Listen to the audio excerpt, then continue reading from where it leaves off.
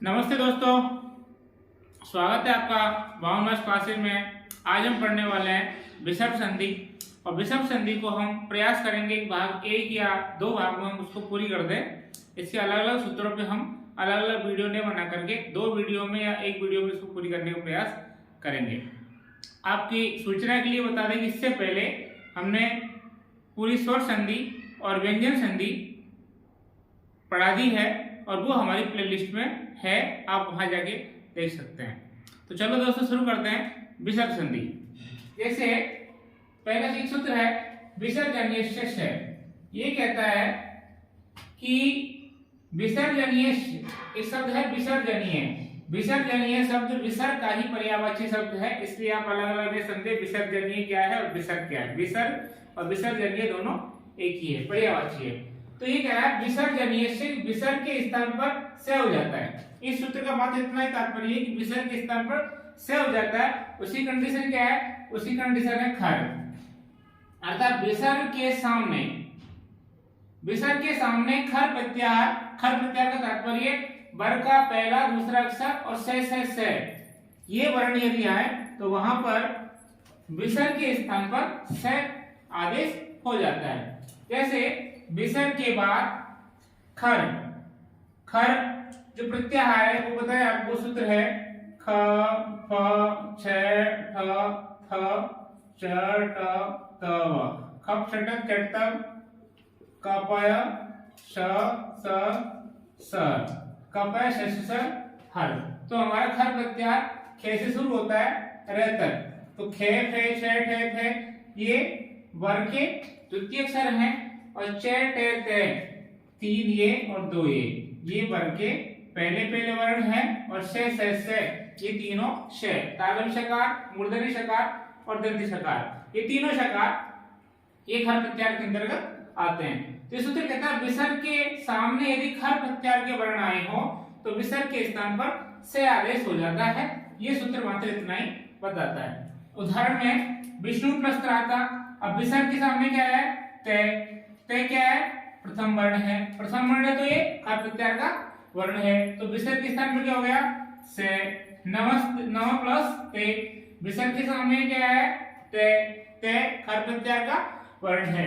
तो विसर्ग के स्थान पर क्या होगा यहाँ पे से भी कौन सा होगा ध्यान रखना, ये से दंत शकार होगा, जो कि ये तीन से होते हैं हमारे तालव्य, मूर्धन्य और दंत। तो जो विसर्जनीय से सूत्र है ये दंत शकार की बात करता है। नमः प्लस ते, नमस्ते। मनः प्लस ता, यहाँ पर मने के बाद में ते आया है तो विसर्ग के स्थान पर क्या हो गया, श। इतस्तत, इते के बाद विसर्ग है, विसर्ग के सामने भी प्रथम वर्ण आया जो कि खर प्रत्याहार का वर्ण है तो इतस्तत। नी प्लस चल विसर्ग है, विसर्ग के स्थान पर। अब यहां पर आप थोड़ा ध्यान दें कि हमने व्यंजन संधि में सचित्र संधि पढ़ी है, इसलिए उदाहरण से डाला है हमने कि यदि मान लीजिए हमने सचित्र संधि पढ़ी, वहां हमने पढ़ा भाई शकार तय वर्ग के साथ शकार च वर्ग का योग हो तो इनके स्थान पर शकार तय वर्ग के स्थान पर शकार च वर्ग आदेश हो जाता है। अब यहाँ पर नी प्लस चल है, हमने क्या, तो सामने क्या आ रहा है, छ आ रहा है। तो नी ये विसर्जनीय से सूत्र है, ये विसर्ग के स्थान पर तो से कर देता है, कौन सा से, दंत शकार। अब दंत शकार के बाद में क्या आया, च वर्ण आया है। तो यहाँ पर कौन सी संधि होगी, सचुत्व। सूत्र है सतो इष्टुना इष्टु। इस सूत्र के हिसाब से सचुत्व संधि होगी और इससे ये जो श है ये दंत शकार तालव्य शकार में परिवर्तित हो जाता है। तो यदि कोई ऐसा विसर्ग के बाद शकार या तालव्य शकार या च वर्ग आए तो वहां पर आप ध्यान रखना कि जो ये दंत शकार आदेश हो रहा है इसके स्थान पर वहां पर मूर्धन्य शकार आदेश होगा। ऐसे ही क प्लस चित, यहाँ जो विसर्ग है विसर्ग के स्थान पर क्या होगा, कस प्लस चित। अब यहाँ जो से है, इस से कौन सा है, दंत शकार है, से के सामने क्या है, च आया है तो ये संधि होगी से प्लस च। तो कौन सी संधि होगी, सचित्र संधि। तो यहाँ पर क्या होगा, से के स्थान पर तालब शकार आदेश हो जाएगा। तो ये हो गया कश्चित। यहाँ पर आपको के प्लस कस प्लस चित और कश्चित, यदि आपके एग्जाम में पूछा जाएगा कि के प्लस चित, तो आप वहां पर कस प्लस चित आपको नहीं मिलेगा, सीधा कश्चित ही मिलेगा जिसमें तालब शकार आ रहा है, इसलिए के प्लस चित कश्चित। ये जो विसर्जन निषेध सूत्र है इसमें यदि संधि होगी तो आप इस बात सचुत संधि का विशेष ध्यान रखें कि यदि कहीं पर क्या नाम है श के बाद में च वर्ग आ रहा है, श आ रहा है, तो वहां पर जो दंत शकार है वो तालब शकार में परिवर्तित हो जाएगा। अगला सूत्र है सजुसो रु। ये कहता है पदांत, पदांत मतलब पद के अंत में स्थित स। पद के अंत में यदि मान ली वही तालब दंत शकार है, पद के अंत में स्थित से तथा सजुस। सजुस क्या है, एक शब्द है, इस सजुस के शब्द अंत में कौन सा शब्द, कौन सा वर्ण है, मूर्धन्य शकार है। से तथा सजुस शब्द के से के स्थान पर रु आदेश हो जाता है। ये सूत्र कह रहा है भाई यदि मान ली एक तो से का है पदांत में है, दूसरा सजुस शब्द का से, इन दोनों वर्णों के स्थान पर कौन सा आदेश हो जाएगा, रु आदेश हो जाएगा। इसको मूर्त विसर्ग संधि भी कई बार पुकारते हैं, अर्थात इसमें से के स्थान पर रु हो रहा है। अब जैसे हमारा पितुस प्लस इच्छा, अब यहां पर आप देखें पितुस से दंत शकार आ रहा है, से के सामने क्या आ रहा है, ई। तो ये जो शे है पहली बार पदांत में है, पद के अंत में आया है, तो शे के स्थान पर क्या हो जाएगा, रू। अब रू जो है इसमें रे में ऊ की मात्रा है, तो रू में से जो ऊ है वो लोप हो जाता है, इससे उपदेश अनुनासिक इत और तस्य लोप से इसका लोप हो जाता है। तो हमारे पास मात्र बचता है र, पितुर प्लस इच्छा बराबर पितुर इच्छा। आपके एग्जाम में यही दोनों पूछने जाने वाले हैं, ये तो पितुस प्लस इच्छा विच्छेद और पितुर इच्छा इसकी संधि। ऐसे ही हरेश प्लस द्रव्यम, अब यहां पर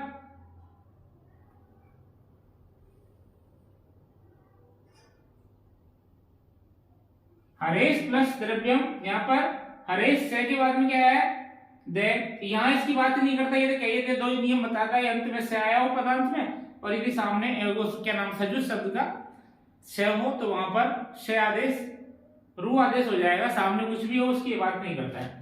तो हरेश से की जगह क्या आ जाएगा, रू। तो यहां पर भी वही कंडीशन, रू का रे हो जाता है। तो हरे द्रव्यम बधूस प्लस ऐसा, अब से के बाद किस स्थान पर क्या आ गया, रू। तो रू के स्थान पर क्या हो गया, रे। तो यहां हो गया बधुर ऐसा। इसका आप देखो बधु प्लस ऐसा, अब इसका हमने बधु रू प्लस ऐसा, रू के स्थान पर क्या हो गया, रे। बधु रे ऐसा। अब रे क्या है, हलंत है, तो ये कहां चले जाएगा, ऊपर। ऊपर नहीं, सामने ए आया तो रे में ए मिल गया तो रे, तो बधु रेशा। शिशु प्लस आगच्छत, शे के स्थान पर क्या हो गया, रे। रू का रे, रे में क्या आ गया, रे का हो गया बधु प्लस शिशु प्लस आगच्छत, शिशुरागच्छत। गुरोस प्लस भाषणम, से के स्थान पे हो गया रे, तो गुरोर भाषणम। इसमें सजुस शब्द का जो रू होता है, इस रू का रे होता है, अर्थात इसका ऊ का जो लोप होता है वो होता है उपदेशे अजनुनासिक। इत सूत्र से उसकी इत संज्ञा होती है और तस्य लोप से उसका लोप हो जाता है, तस्य लोप। तो ये आपका दो सूत्र हो गए, विसर्जनीय से और से सजुसो रू। विसर्जनीय से को आपको मैं दोबारा बताऊं, इसमें विसर्ग के स्थान पर से होगा, से सजुसो रू में पद के अंत में आया हुआ से और सजुस शब्द का जो मूर्धन्य शकार है, उन दोनों वर्णों के स्थान पर रू आदेश होगा और रू की जगह रे बचेगा। तो ये से सजुष रू और विसर्जनीय से दो सूत्र आपके पूरे हुए। तो विसर्ग संधि हमारी चल रही थी, उसमें दो सूत्र हमने पढ़ लिए। उसका तीसरा सूत्र है अतो रोरु प्लुतात् प्लुते। ये सूत्र कहता है अतो अर्थात लघु आकार के बाद में रे आए और उसके बाद में भी अप्लुत ए आए, कहने का मतलब ए के सामने रे आए और रे के सामने भी ए आए। कंडीशन ये है कि रे से पहले भी ए होना चाहिए और सामने भी ए होना चाहिए। यदि ऐसी कंडीशन आए तो रे के स्थान पर ऊ हो जाता है। रे के स्थान पर ऊ हो जाता है। ये कह रहा है आकार के बाद, आकार मतलब लघु आकार के बाद आने वाले रू, और जो रू होता है उसमें से रे से रहता है, रू के स्थान पर ऊ हो जाता है। यदि रू से परे भी ह्रस्व आकार हो तो इन दोनों लाइनों का सार यही है कि रे के पहले भी ए होना चाहिए और बाद में भी ए होना चाहिए। यदि रे के पहले ए और बाद में भी ए है तो रे के स्थान पर ऊ आदेश हो जाता है। किस सूत्र से? इससे अतो रोरु प्लुतात् प्लुते से। इसमें बाद में दो सूत्र काम करते हैं कि जैसे फिर ए प्लस ऊ आदि गुणे और एक पदांत कैसे काम करते हैं आगे को। जैसे ये प्लस अपी, तो यहां पर विसर्ग के स्थान पर हो गया से। अब से का हो गया से सजुषो से रू। से सजुषो रू हमने जो पिछला सूत्र पढ़ा उससे क्या हुआ, से के स्थान पर रू हो गया। रू में जो ऊ था वो उपदेश से अनुनासिक इत सूत्र से उसकी इत संज्ञा हुई और तस् लोप से उसका लोप हो गया। तो रू का क्या बचा, रे। अब हमारे पास आ गया यर प्लस अपी। अब हमारा ये सूत्र काम करेगा जो हम पढ़ने वाले हैं। ये कह रहा है कि रे के पहले भी ए होना चाहिए और रे के सामने भी ए होना चाहिए। तो ये रे के पहले जो ये यति वाला है, ये में जो मिला हुआ स्वर है वो क्या है, ए है, और रे के सामने भी क्या है, ए है। तो ऐसी कंडीशन में रे के स्थान पर क्या हो गया, ऊ। तो रे के स्थान पर क्या हो गया, ऊ। अब यहां पर ये सूत्र हमारा जो अतो रोरु प्लुतात् प्लुते यही काम करता है कि रे के स्थान पर ऊ कर देता है। लेकिन कई बार जैसे परिवर्तन आते हैं, कई बार एक सूत्र का प्रभाव बढ़ते दूसरे सूत्र का उसमें नियम लग जाता है। अब यहाँ पर गुण संधि हो गई। कैसे, ये में जो ए मिला हुआ था, ए के सामने क्या आ गया, ऊ। अब ए प्लस ऊ बराबर ओ, पर प्लस उपार बराबर परोपकार। तो यहाँ पर ये एक संधि अलग से हो गई, ए प्लस ऊ। ये में जो ए मिला था और रे के स्थान पर जो ऊ हुआ, ए कहां से आया, ये में से। ऊ कहां से आया, रे से। ए प्लस ऊ बराबर ओ। तो यहां पर ये आध गुणे संधि हुई। आध गुणे जो सूत्र है उस हिसाब से गुण संधि हुई और ए प्लस ऊ बराबर ओ आ गया। अब यहां पर ओ के सामने ए आया है। अब ये सूत्र, ये जो परिस्थिति है, ये स्थिति हमारे एक पदांतादि सूत्र से पूर्व रूप संधि के अनुकूल है। तो यहाँ पर ओ के सामने ए आया है, तो यहाँ पर भी क्या होगा, एक पदांतादि सूत्र से पूर्व रूप संधि हो जाएगी और रूप बनता है यो प्लस अपी। अब आपके एग्जाम के बीच में इतने सारे वो हैं, ये प्लस अपी बराबर यो पी, के प्लस अपी बराबर कोपी। अब ऐसे उदाहरण है रामस प्लस अयम। अब यहाँ ये विच्छेद और ये संधि, राम प्लस अयम। अब यहाँ जो विसर्ग था, विसर्ग का से का रू का रो, रू का रे का ऊ, और फिर गुण संधि, फिर पूर्व संधि। तो बना रामु प्लस अयम, के प्लस अपी कोपी, देव प्लस अत्र देवोत्र, बालक प्लस अवदत बालको अवदत, शिवस प्लस अर्च शिवोर्च। तो यहां पर आपकी जो सूत्र है अतो रोरु प्लुतात् प्लुते इस सूत्र को दोबारा देख ले। ये सूत्र कहता है कि रे से पहले ए हो, रे के बाद में भी ए हो, तो रे के स्थान पर ऊ हो जाता है। तो हमारा ये सूत्र था, ये मात्र यहां काम कर रहा था। अतो रोरु प्लुता प्लुते, इसने क्या किया, रे के स्थान पर ऊ किया था। उदाहरण में कई संधियों के आपको 5-6 उदाहरण लिखा देता हूं। उसके बावजूद उदाहरण मैंने कहा व्याकरण में कितने उदाहरण हैं, जितने लिखा है उतने कम, लेकिन आप संधि के नियम को समझ लेंगे तो आपको कितने भी उदाहरण हो, कितने भी विच्छेद हो, उनकी आपको समस्या नहीं है।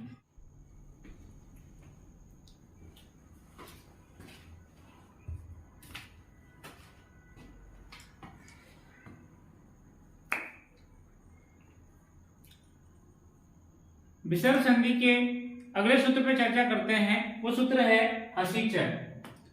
इससे पहले हम पढ़ चुके हैं अतो रोरु प्लुता प्लुते। ये दोनों सूत्र लगभग थोड़ी समानता है इनमें कि अतो रोरु प्लुता प्लुते कहता है कि रे के पहले ए होना चाहिए और सामने भी ए होना चाहिए। हसीचर कह रहा है कि ये कंडीशन तो ठीक है कि रे के पहले ए होना चाहिए, लेकिन सामने यदि हस प्रत्याहार के वर्ण आ जाएंगे तो वहां पर भी रे के स्थान पर ऊ आदेश हो जाएगा। ये सूत्र कहता है हसीचर।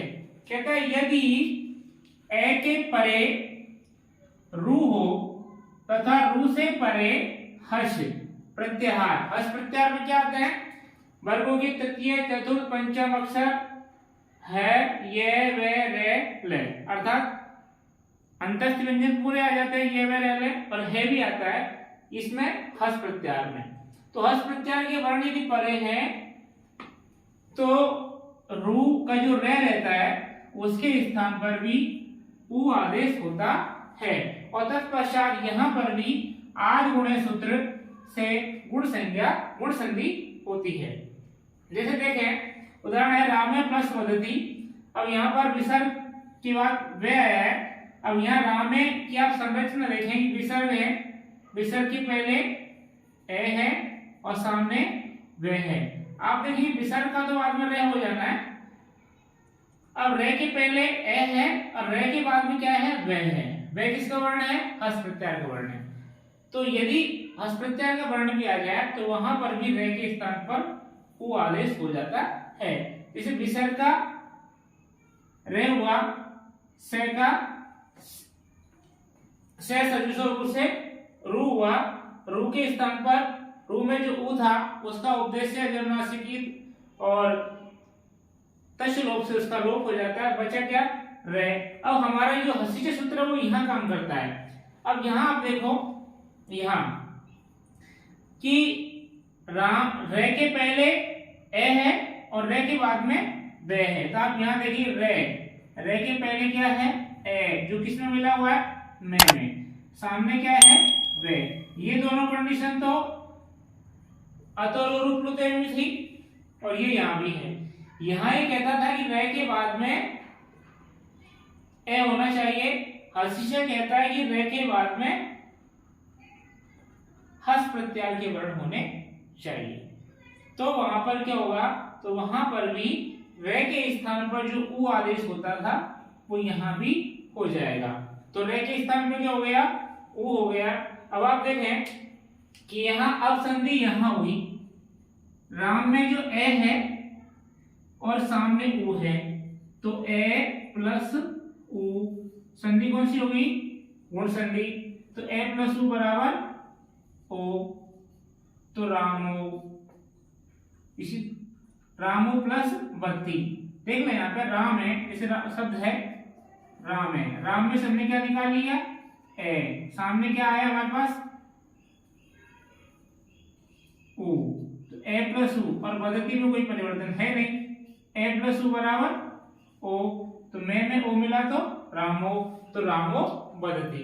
तो हसीचर सूत्र यही कहता है कि रे के पहले ए आए और रे के बाद में यदि हस प्रत्याहार का कोई सा वर्ण आ रहा है तो वहां हमें रे के स्थान पर ऊ आदेश करना है। किस सूत्र के समान से, अतो रोरु प्लुता प्लुते सूत्र के समान। उसमें भी उ आदेश हो रहा था रे का, यहाँ भी उ आदेश हो रहा है। ये दोनों सूत्रों में समानता है कि आदेश उ कर रहे हैं, रे के स्थान पे कर रहे हैं। बस फर्क सिर्फ इतना है कि ये सूत्र तो आदेश तब करता है कि रे के सामने ए हो, हंसी के सूत्र आदेश तब करता है कि रे के सामने हंस प्रत्याहार के वर्ण हो।